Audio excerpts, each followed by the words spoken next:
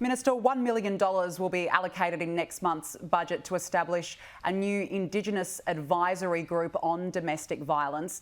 Is that enough to create long-term change? Well, the $1 million that we announced is to go towards the supporting of that council so that they can inform the next national plan to end violence against women and their children, but specifically to inform the Indigenous specific initiatives that we need to take, because we recognise that there are many issues that Indigenous women face with domestic violence. We also recognise the higher incidence of domestic violence in Indigenous communities as opposed to non-Indigenous Australian communities. So we're very keen to work with the Indigenous people, particularly those people in community, to understand the unique challenges that they face so we can address those. Let's move on, Minister. I want to ask you about National Cabinet. Today, resetting Australia's vaccine rollout will be the key focus of the meeting.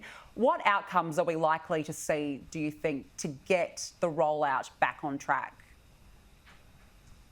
Well, I mean, obviously I'm not going to preempt what's likely to happen in National Cabinet today, but I do know that both the federal government and all of the state and territory governments have agreed to come together to make sure that we can get the vaccine rollout moving more quickly.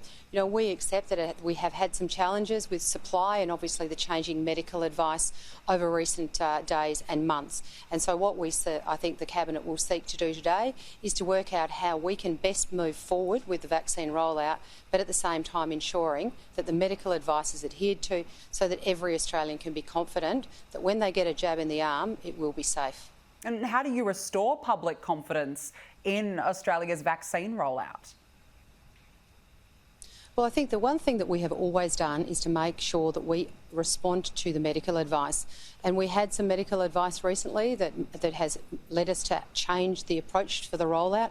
But I want to assure every Australian that the first and foremost, the medical advice and the safety of the vaccine, and therefore the safety of Australians, has been the #1 priority in this vaccine rollout. One of the topics today, Minister, will be the prospect of potential home quarantine for vaccinated Australians. Given in the past the states have failed to come up with a consensus, for example, on hotspot definitions, do you think it will be difficult for states to come to an agreement on home quarantine? Look, I think we need to put on the table all options to make sure that we can map a pathway back to normal, whatever the new normal might look for Australia. And I think, you know, the goodwill that exists around the National Cabinet table to work towards making sure that we can move Australia back into a position of normality, but at the same time making sure that the safety of Australians is absolutely the prime responsibility and priority of all governments, whether it be the Commonwealth Government or the state and territory governments.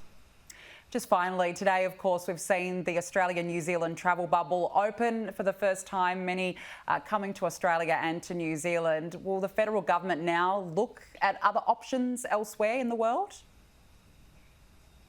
Well, obviously, like everything that we're doing at the moment, is we're making sure that we base everything we do on the medical advice.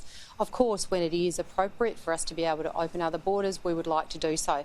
But right now, we're very, very much focused on making sure that we have a plan to enable the protection and the safety of Australians going forward as we map our way to whatever the new normal for Australia might look like.